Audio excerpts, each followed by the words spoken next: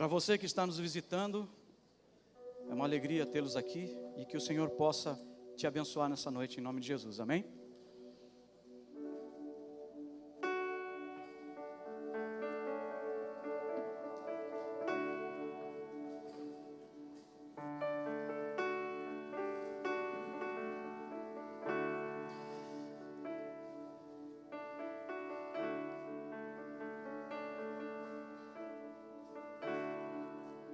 Amém?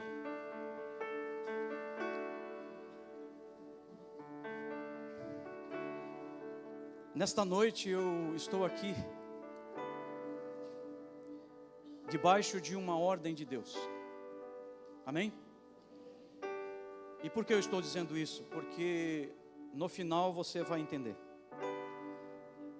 Eu estou hoje aqui debaixo de uma ordem de Deus específica. Esse talvez seria um assunto para nós conversarmos na ceia, mas não vai dar tempo de nós esperarmos a ceia. Não precisa ficar assustado, tá bom? Não se assustem. E por eu estar debaixo de uma ordem específica de Deus, eu vou ministrar uma palavra, acredito que vai ser até breve. Mas é a palavra que Ele colocou no meu coração para ministrar nessa noite. Nós tivemos a reunião com a liderança. Nós temos líderes aqui que estiveram aí de manhã. E na reunião de liderança eu ministrei essa palavra. É a mesma. Eu até falei para eles, não vão faltar, né? Brinquei com eles, né? Não vão faltar porque é a mesma palavra. Mas é uma palavra direcionada para a igreja de nosso Senhor Jesus Cristo. E ela começa com uma pergunta.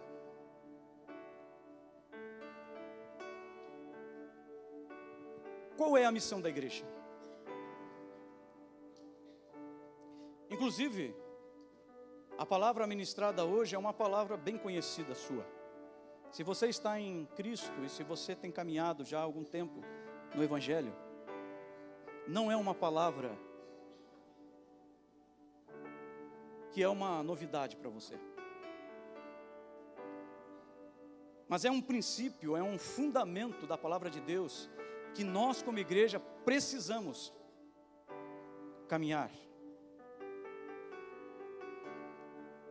Precisamos construir a nossa vida de fé em Cristo Jesus.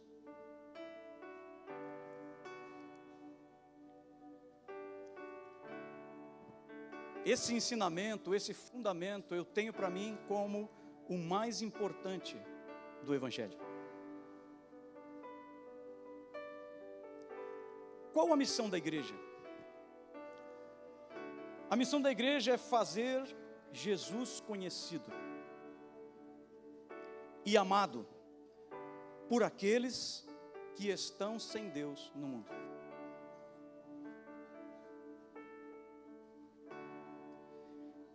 E nós vamos ver que a missão da igreja, ela está firmada nisso. Qual a razão de nós estarmos aqui? Qual a razão de nós entregarmos a vida para Jesus e não sermos arrebatados da terra? Quem está aqui comigo já há um bom tempo, essa é uma pergunta que eu faço de vez em quando. Por que você está aqui ainda? Por que alguns Deus salva da morte para estarem aqui ainda? Lembrando do Leandro e da Ana que sofreram um acidente feio esses dias. Livramento de Deus. Por que estão aqui ainda? Porque há um propósito.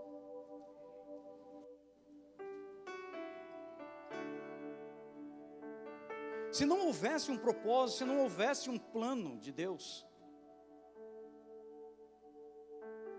Ele já nos teria levado com Ele. Mas nós estamos aqui, e se nós estamos aqui, há uma missão a ser cumprida pela igreja, que sou eu e você. fazer Jesus conhecido e amado por aqueles que estão longe de Deus no mundo. E a passagem áurea é aquela passagem bem conhecida de Mateus 28. Abra comigo Mateus 28.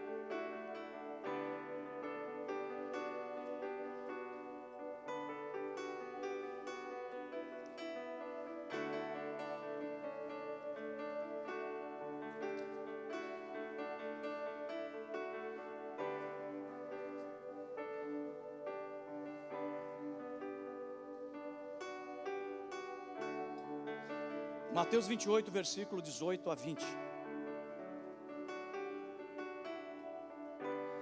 Jesus, aproximando-se, falou-lhes, dizendo: toda a autoridade me foi dada no céu e na terra.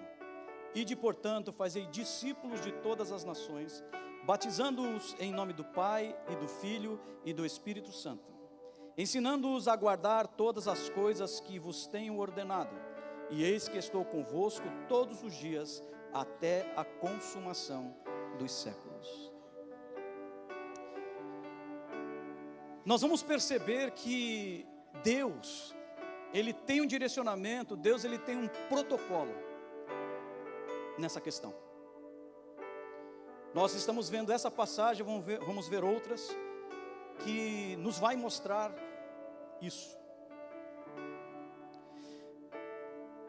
Vamos perceber que Jesus, Ele faz uma declaração poderosa. Ele faz uma declaração extraordinária aos seus discípulos. Ele diz, depois de ressuscitado, e estando com os seus discípulos, ele diz: toda a autoridade me foi dada no céu e na terra. Jesus está declarando que toda a autoridade, todo o poder foi dada a Ele. E Ele está nesse momento falando com seus discípulos.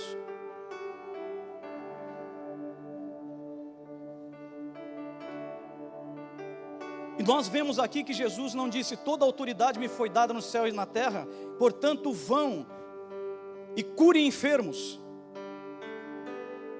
expulsem demônios. É isso que Ele fala?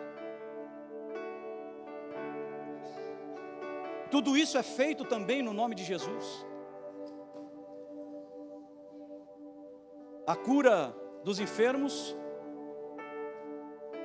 O menininho escorregou ali, né? A cura de enfermos, a expulsão de demônios. Sim, é realidade, é verdade da vida cristã. Mas há uma prioridade. Ele diz: toda a autoridade me foi dada nos céus e na terra. Portanto, porque me foi dado, ou me foi dada essa autoridade, vocês devem ir e fazer discípulos.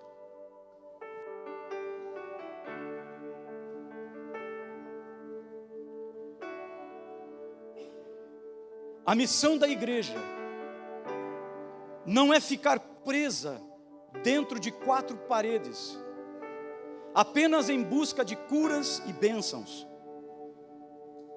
Não apenas trancado em quatro paredes, buscando o seu bem-estar financeiro. Tudo isso acontece para quem exerce fé em Jesus Cristo? Sim, acontece. Mas o objetivo de Jesus, do Senhor com a igreja, não é esse. O objetivo de Deus com a igreja, que foi comprada com o sangue precioso de Jesus,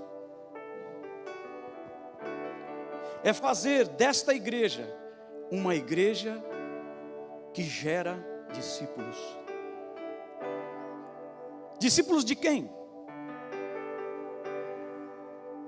Discípulos do pastor Marcelo? Eu tenho um pouco de dificuldade de dizer os meus discípulos. Eu tenho um pouco de dificuldade. Eu tenho dificuldade de dizer o pastor Albano e a pastora Kézia são os meus discípulos do ministério. Eu tenho um pouco eu nem uso muito, não uso na verdade, né? Eu não uso esse tipo de palavra. Porque nós precisamos fazer discípulos. Mas não discípulos do pastor Marcelo, não discípulos do pastor Albano, não discípulos dos líderes de célula ou dos coordenadores, ou discípulos dos líderes de ministério. Nós somos chamados a fazermos discípulos de Jesus. Mas eu quero que você preste atenção nessas declarações. Toda autoridade me foi dada no céu e na terra, portanto, ide. Amém? Atos, capítulo 1.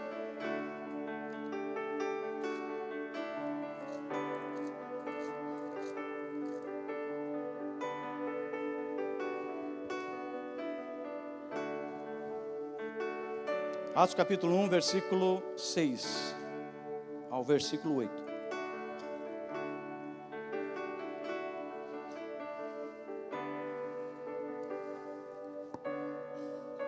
Amém?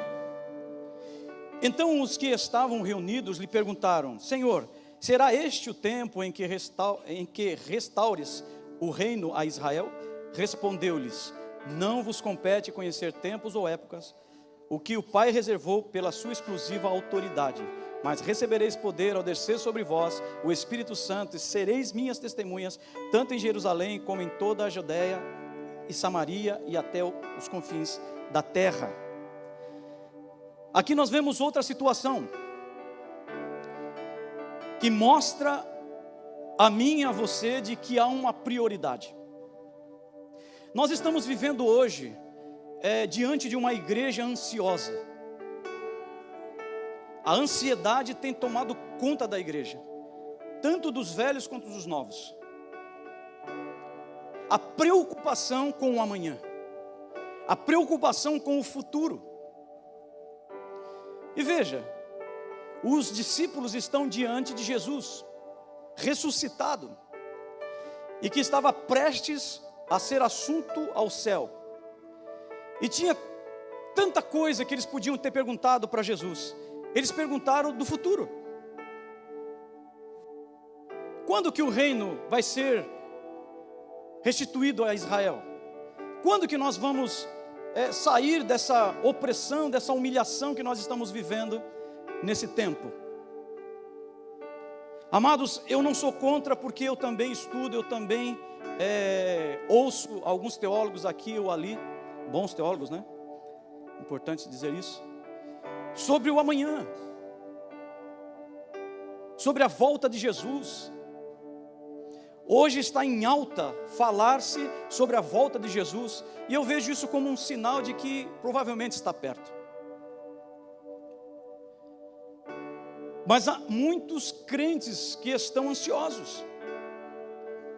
Será que Jesus volta agora? Será que Ele volta amanhã? Será que Ele vem antes da tribulação, no meio ou depois? Meu Deus, o que será do Brasil? Meu Pai, o que será do mundo? As coisas estão piorando. E nós estamos nos preocupando com coisas que nós não deveríamos estar preocupados. E essas preocupações, elas desviam o foco do nosso chamado como igreja. Porque quando nós estamos preocupados com o futuro, excessivamente preocupados com o futuro, e eu estou falando aqui de uma forma excessiva, que traz essa ansiedade, nós estamos tirando o foco do porquê estamos aqui. Porque quando nós colocamos o foco no amanhã, nós estamos, e isso você não vai ser contra o pastor, quando você está preocupado com o futuro, você está preocupado com si mesmo.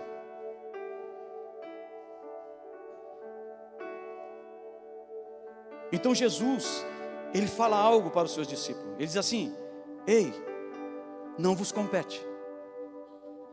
não pertence a vocês, não cabe a vocês, não cumpre a vocês conhecer tempos e épocas, que está reservado para a exclusiva autoridade de Deus.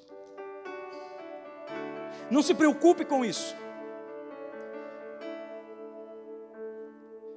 Será que nós conseguimos entender isso? Jesus está dizendo assim, Ele mesmo ensinou, né? Já basta o mal, o seu dia, o seu próprio mal. Ele está dizendo, não se preocupe com essas coisas. Se eu vou voltar daqui uma semana, se eu vou voltar daqui um mês, um ano, se as coisas não vão melhorar no país ou no mundo, eu quero dizer algo para vocês: vocês vão receber poder. É isso que importa, discípulos. Jesus está dizendo: vocês receberão poder ao descer sobre vós o Espírito Santo. Mais uma vez aqui, dá para nós também tirarmos algo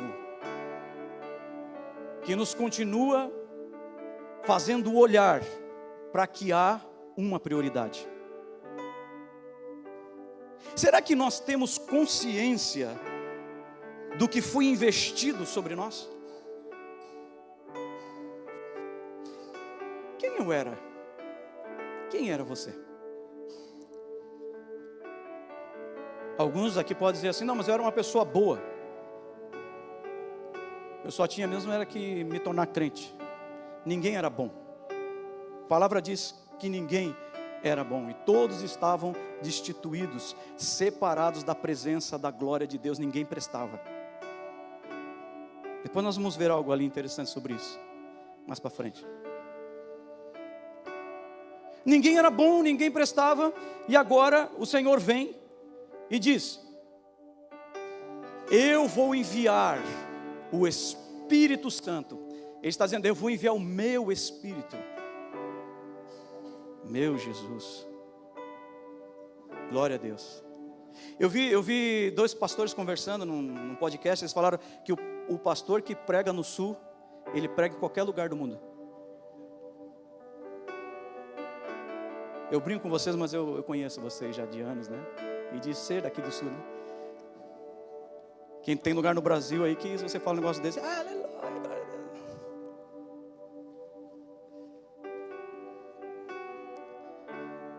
Mas eu entendo, nós somos assim, né? Nós recebemos mesmo a palavra no coração, do nosso jeito. Agora veja, o Senhor está dizendo que colocaria dentro de nós o seu próprio Espírito. Ei, crente, o que mais valioso você quer na vida? O que você quer de mais valioso nessa vida? Se nós que éramos indignos, temos hoje dentro de nós o Espírito Santo.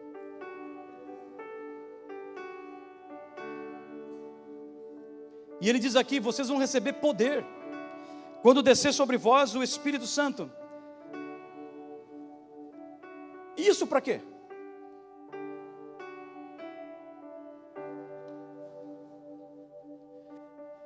Quem mais antigo aqui da Betel aí, dos 20 anos aí, 20, 25 anos aí, 30 anos, quem sabe? Tipo eu. Quando o Espírito Santo vinha aqui com a sua presença, era glorioso, não era verdade? Quem participou disso? Temos ainda os remanescentes aqui, os remanescentes não, uns que sobraram, vamos dizer assim. Os que são sobreviventes daquela época. Glória a Deus por isso, né? Então quando o Espírito Santo vinha, a gente tinha aquelas experiências, nós tínhamos aquelas experiências maravilhosas. E é gostoso, é maravilhoso sentir a presença do Espírito Santo, Ele nos enchendo, aquele derramar, né? Sentir o amor de Deus, o poder de Deus. Tudo isso é bom.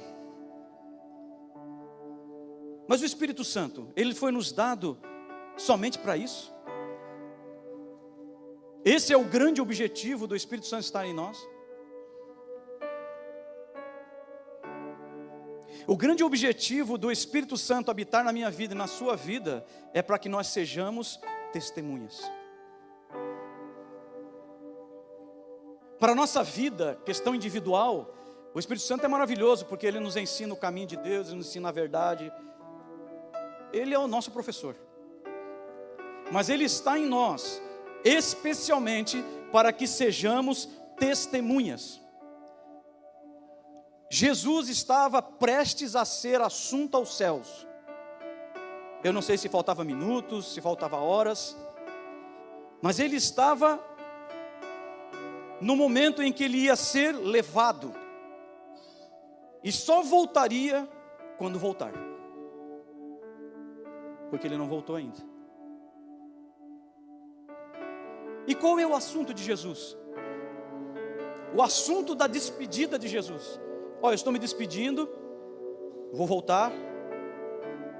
O anjo mesmo disse, né? Varões galileus, porque eles estão olhando, né? Esse Jesus, assim como ele subiu, ele também vai voltar, ele também vai descer. E qual era a conversa, qual era a orientação que Jesus dá antes de ser assunto aos céus? A orientação dele foi: vocês serão as minhas testemunhas.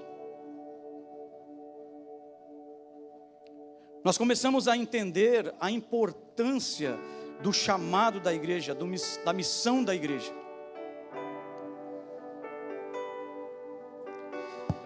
Atos 2.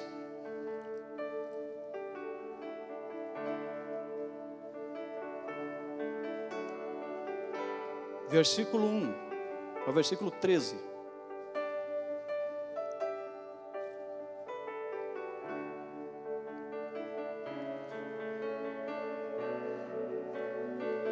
Aqui se cumpre o que Jesus havia dito aos seus discípulos no capítulo 1. Recebereis poder ao descer sobre vós o Espírito Santo. Ao cumprir-se, capítulo 2, versículo 1. Ao cumprir-se o dia de Pentecostes, estavam todos reunidos no mesmo lugar. De repente veio do céu um som como de um vento impetuoso e encheu toda a casa onde estavam assentados. E apareceram distribuídas entre eles línguas como de fogo e pousaram uma sobre cada um deles. Todos ficaram cheios, do Espírito Santo e passaram a falar em outras línguas, segundo o Espírito lhes concedia que falassem. Ora, estavam habitando em Jerusalém judeus, homens piedosos, vindos de todas as nações debaixo do céu.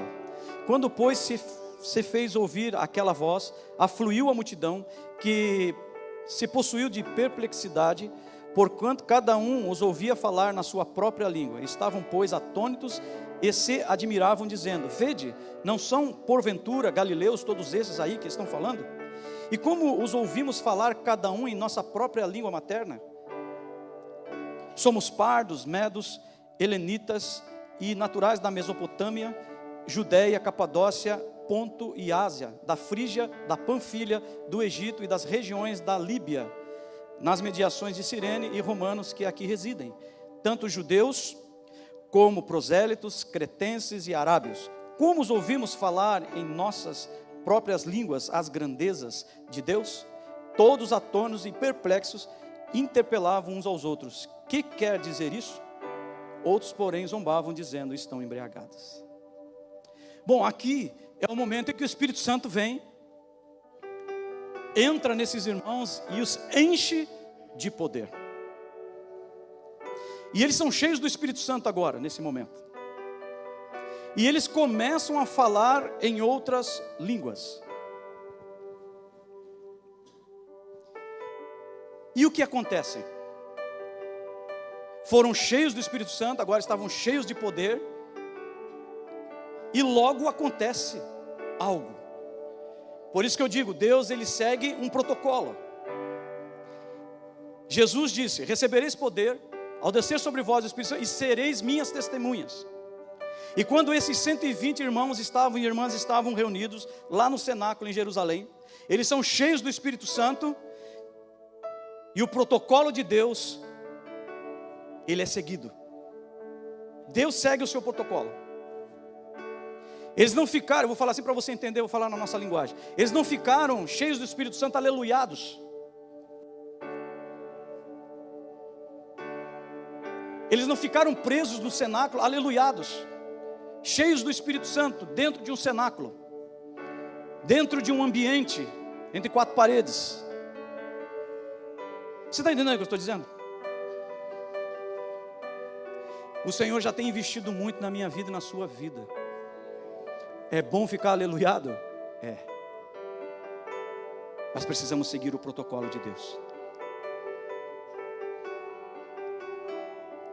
Então o que acontece?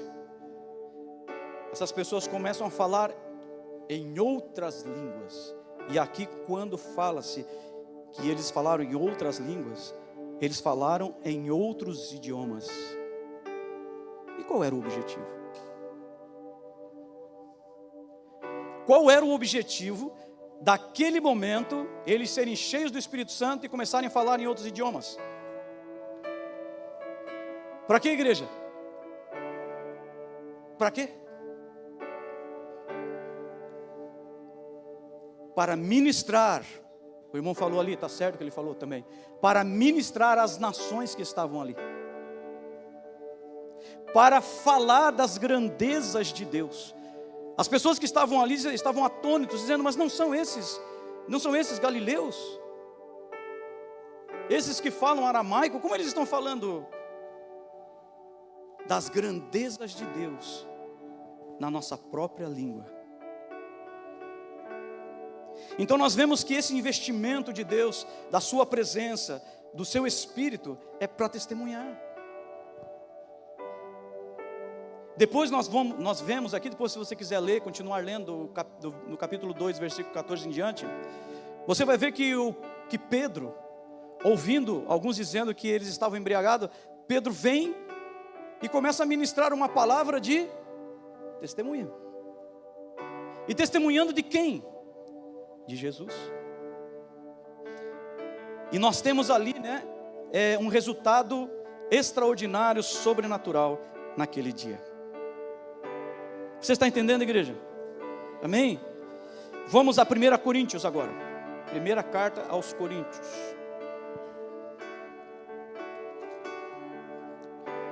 Capítulo 9.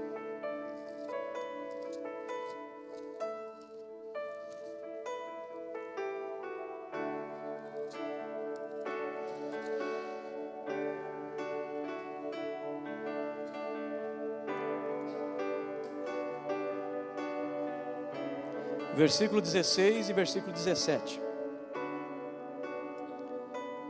O apóstolo Paulo diz assim: se anuncio o evangelho, não tenho de que me gloriar, pois sobre mim pesa essa obrigação, porque ai de mim se não pregar o evangelho. Se eu faço de livre vontade, tenho galardão, mas se constrangido, é então a responsabilidade de despenseiro que me está confiada. Nós vemos aqui no versículo 16 que para o apóstolo Paulo era uma questão de obrigação, era uma questão de mandamento pregar o evangelho. O apóstolo Paulo, ele faz uma declaração nos mostrando que ele não tinha liberdade para dizer, não vou pregar, não vou testemunhar.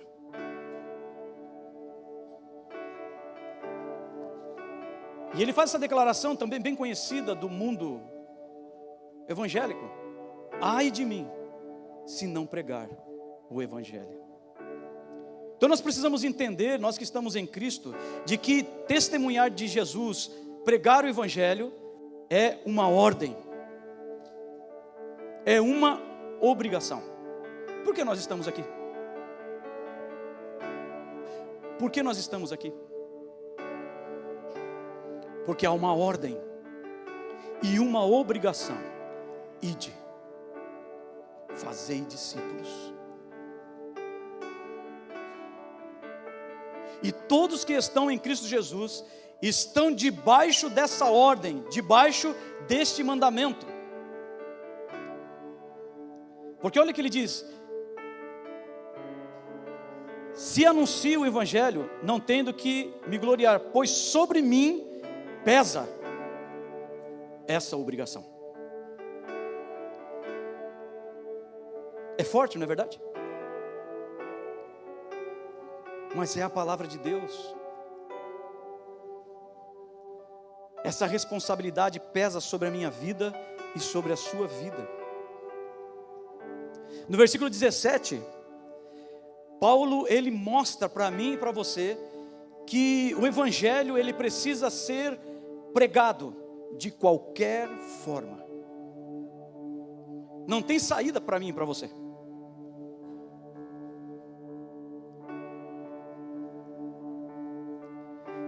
Deus não deixou na terra crentes e evangélicos.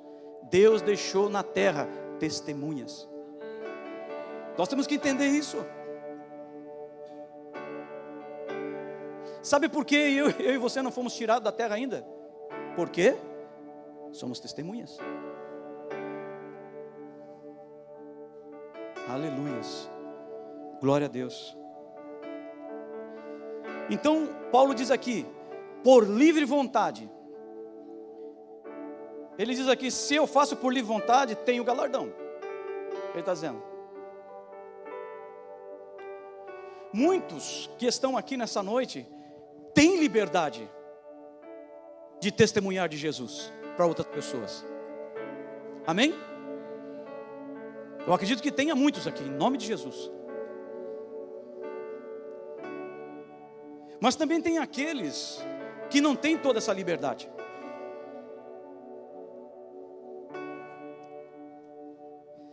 Mas Paulo, ele nos deixa bem claro que se você tem liberdade ou você não tem liberdade, você precisa testemunhar. Porque se eu não tenho liberdade em fazê-lo, é o que Paulo está dizendo, eu sou constrangido. Eu sou forçado. Eu sou compelido a fazê-lo, porque eu sou despenseiro. Eu sou administrador. Eu sou mordomo da responsabilidade de pregar e testemunhar o Evangelho. Porque pesa sobre mim essa obrigação. E aqui nós podemos entrar numa situação sobre ser administrador, sobre ser mordomo. Um administrador, um mordomo, ele não cuida daquilo que é seu, mas ele cuida daquilo que é do outro, que é do seu Senhor.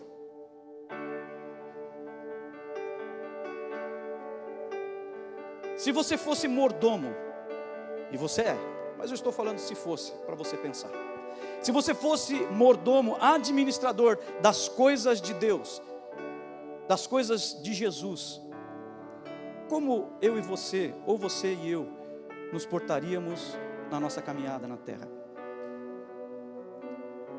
Porque todo mordomo, todo administrador, um dia, ele vai ter que dar contas ao seu Senhor. Alex, eu deixei você na terra 90 anos, meu filho, para você ser testemunha.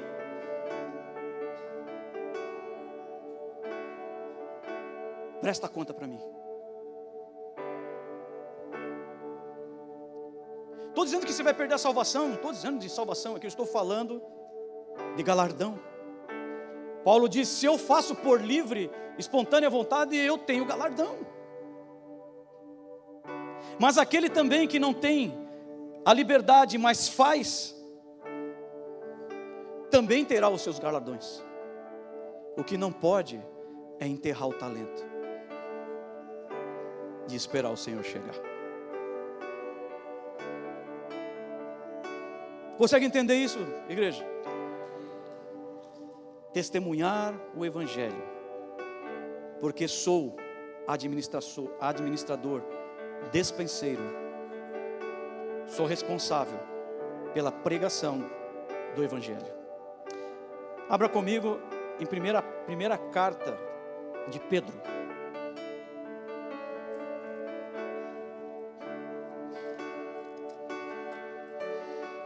Esses versículos aqui são bem conhecidos de vocês também.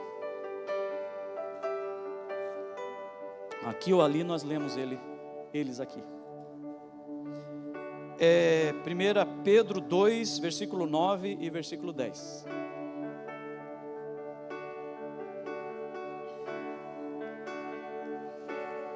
Amém? Vós, porém, sois raça eleita, sacerdócio real, nação santa, povo de propriedade exclusiva de Deus. Aleluias e glória a Deus. Esse tipo de declaração enche o nosso coração, não é verdade? Nos coloca nas alturas. Quando diz que nós estamos assentados à direita de Deus, à destra de Deus, em Cristo Jesus, e ouvimos uma declaração dessa, nós ficamos radiantes. Eu sou raça eleita, eu sou sacerdócio real, eu sou nação santa, eu sou povo de propriedade exclusiva de Deus. Aleluias. Nós somos, realmente nós somos. Amém? Mas por que somos?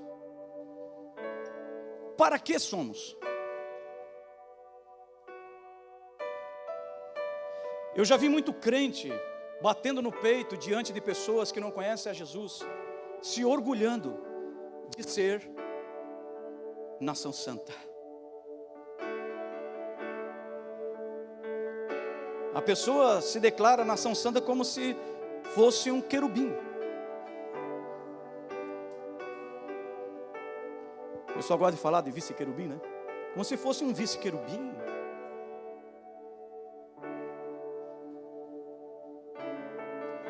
Olha, o versículo 10 assim. O 9. Depois eu quero ler outra parte. Que vos chamou das trevas para a sua maravilhosa luz. Vós sim, que antes não erais povo, mas agora sois povo. Que antes não tinha alcançado misericórdia, mas agora alcançaste misericórdia.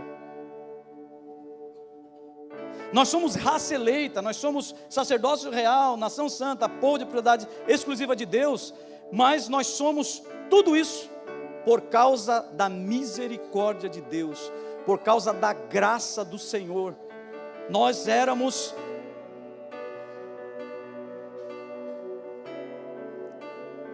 só Jesus para ter olhado para nós. Só Jesus para ter pago o preço por mim e por você. Então, ser nação santa, povo de propriedade exclusiva de Deus, sacerdócio real, não está ligado muito a status.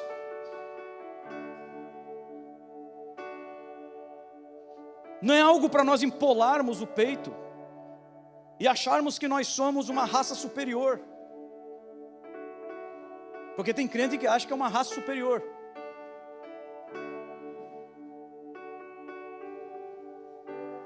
E Jesus nunca ensinou para nós a superioridade, e sempre a humildade. Mesmo que nós sejamos herdeiros do reino, e isso nos deixa numa posição de autoridade e de destaque, o Senhor Jesus sempre nos ensinou a humildade. Por quê? Essa parte é maravilhosa de ouvir. Mas e o que vem depois? Por que eu sou sacerdócio real, nação santa? Propriedade exclusiva de Deus. Veja aí na sua Bíblia. A fim de. Voltamos para o assunto. Voltamos para o assunto do ID. Nós somos tudo isso com uma finalidade. A fim de. Com um propósito de fazer o quê? Proclamardes as virtudes daquele que vos chamou das trevas para a sua maravilhosa luz. Aleluia.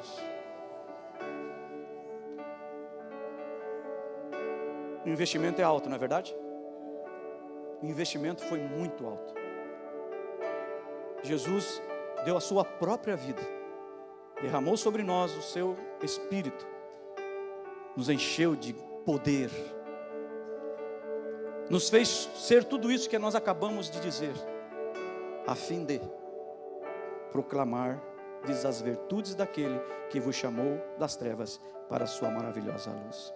Mateus 4, 18 a 20, não precisa abrir, para nós darmos um prosseguimento mais rápido. Mas Jesus então, ele olha e vê Pedro e seu irmão lavando as redes, porque eram pescadores. E Jesus disse assim para ele: vinde após mim. Jesus diz assim: siga-me. Jesus já falou isso para você? Eu acredito que sim, você está aqui. De alguma forma, de algum jeito, você ouviu Jesus dizer para você: venha, me siga. E Jesus chega então para Pedro ali, para o seu irmão. Ele diz assim: me sigam, vamos até minha casa, e ali eu vou ensinar vocês a lei, eu vou ensinar vocês as coisas de Deus, eu vou ensinar as coisas do Pai. Nós sabemos que tudo isso aconteceu. Eu estou querendo aqui mostrar para a igreja que existe uma prioridade. Existe uma prioridade para nós que somos igreja. Porque Jesus, quando chamou Pedro e seu irmão, ele estava chamando ali a igreja. E é isso que ele fala para os dois. Jesus chama esses dois e já aponta para o propósito. Quando Pedro e o seu irmão, eles largaram as redes e acompanharam Jesus, eles já sabiam o que deviam fazer. E nós como igreja, nós não podemos estar aqui na face da terra sem saber o que temos que fazer. Ele disse para os dois: vinde após mim, e eu vos farei pescadores de homens. Amém?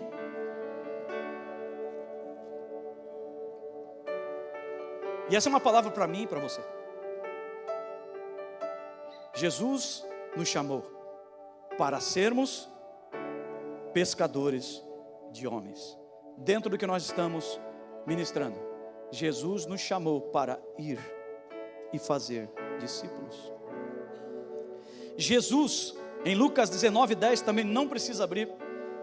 Nesse versículo ele faz uma declaração: porque o Filho do Homem veio para buscar e salvar o perdido. O que Jesus veio fazer aqui na terra?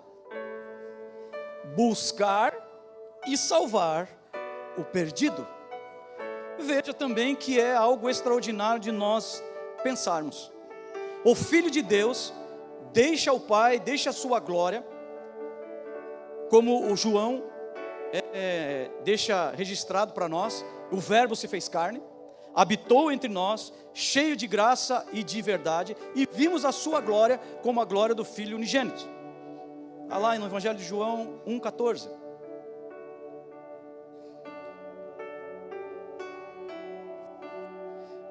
Eu vou falar assim para nós entendermos melhor. O Filho de Deus se levantou lá na eternidade, deixou a glória de Deus, do Pai, e veio a esse mundo cheio de pecado, se fez carne. E ele fez tudo isso para quê?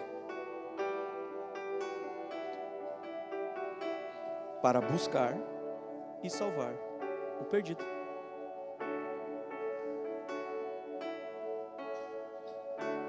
O foco de Jesus, deixa eu falar isso para vocês, e eu não estou falando que ele não faz essas coisas, mas o foco de Jesus, principalmente na época que nós estamos vivendo, o foco de Jesus não é vir aqui e prosperar as pessoas. O foco de Jesus não é fazer as pessoas saírem de uma bicicleta para uma Ferrari. O foco de Jesus é buscar e salvar o que está perdido. Estas coisas de prosperidade, essas coisas todas, Ele também concede. Mas são secundárias. Fica em segundo plano, terceiro plano. Eu estou falando da missão da igreja. Que eu sei também que dependendo da missão que a igreja vai realizar, ela vai precisar de recursos financeiros também. Não sou contra a prosperidade, não é isso. Só que se ensina muito sobre isso, se foca muito sobre isso. Mas o objetivo de Jesus com a igreja na terra é buscar e salvar o perdido. Amém? Isaías 61, 1. Vamos lá, nós estamos chegando perto do fim. E aí depois ainda tenho algo particular para conversar com vocês. Aí vocês vão entender o porquê eu estou debaixo de uma ordem e ministrando essa palavra. E Isaías 61, 1. O Espírito do Senhor está sobre mim, porque o Senhor me ungiu para pregar boas novas aos quebrantados, enviou-me a curar os quebrantados de coração, a proclamar libertação aos cativos e pôr em liberdade os algemados. Essa é uma palavra profética de Isaías, falando de Jesus. E o Espírito do Senhor estava sobre Jesus. E o Espírito de Deus estava sobre Jesus, ungiu Jesus para quê? Olha o protocolo de Deus de novo.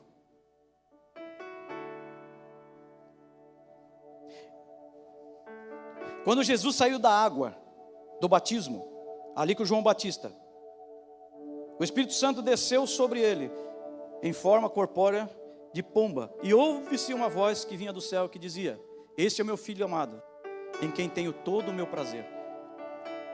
E ali Jesus é cheio do Espírito Santo. Por que isso aconteceu?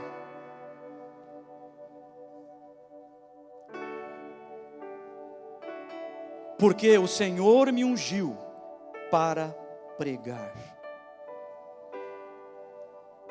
boas novas aos quebrantados. Enviou-me a curar os quebrantados de coração e a proclamar libertação aos cativos e pôr em liberdade os algemados. Ele veio aqui para pregar as boas novas aos perdidos. Aqui não é cativeiro de algema, de cadeia, de carandiru, não. São cadeias, prisões da alma, emocionais, espirituais. Jesus veio para isso. O Espírito de Deus estava sobre ele para ele realizar essa obra. E esse mesmo Espírito está sobre a minha vida e está sobre a sua vida também. Esse Espírito que é declarado aqui, o Espírito do Senhor está sobre mim. O Espírito do Senhor está sobre você. Melhor ainda, não está sobre, está dentro de você. E Ele está dentro de você e de mim para que nós viéssemos a pregar, ou melhor, testemunhar as boas novas aos perdidos. Amém? A missão da igreja é evangelizar. A minha missão e a sua missão é evangelizar. Ide e fazei discípulos de Jesus, de Cristo. Que essa palavra fique no seu coração. Eu pedi muito a Deus que essa palavra entrasse no seu coração com uma força muito grande e que trouxesse um despertamento nessa questão, porque há um propósito nós estarmos aqui. Amém? Glória a Deus. Aleluia.